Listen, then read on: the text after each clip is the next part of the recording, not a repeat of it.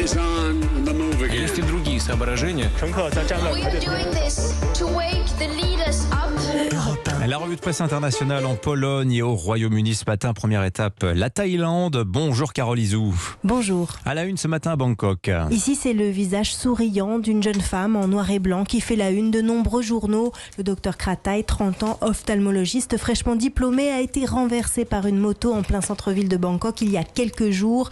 Le coupable a d'abord pris la fuite, mais il a vite été identifié. Il s'agit d'un officier de police utilisant une moto de luxe saisie dans une affaire de dette.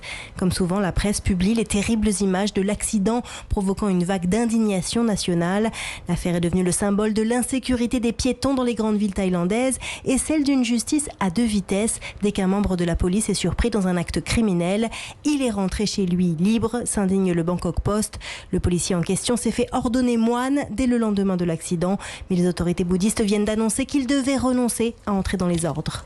Merci Carole Izou. Une femme à la une également en Pologne. Bonjour Marie Le Puloc. Bonjour.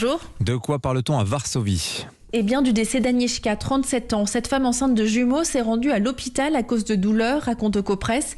Et 2 semaines plus tard, précise le site, le premier des jumeaux est décédé, mais les médecins n'ont pas voulu retirer le fœtus mort pendant 7 jours, dénonce la famille à cause de la loi en vigueur en Pologne. Le gouvernement a du sang sur les mains, accuse les proches d'Agnieszka. Car depuis 1 an, l'avortement en cas de grave malformation du fœtus, même mortel, est interdit. Les médecins ont donc attendu que les fonctions vitales de l'autre jumeau cessent d'elles-mêmes, indique Gazeta Wyborcza. Nous avons attendu car il y avait des chances de sauver le deuxième enfant, répond l'hôpital, cité par Wiadomości. Un fœtus qui n'a finalement pas survécu et l'état de santé d'Agnieszka s'est dégradé jusqu'à son décès.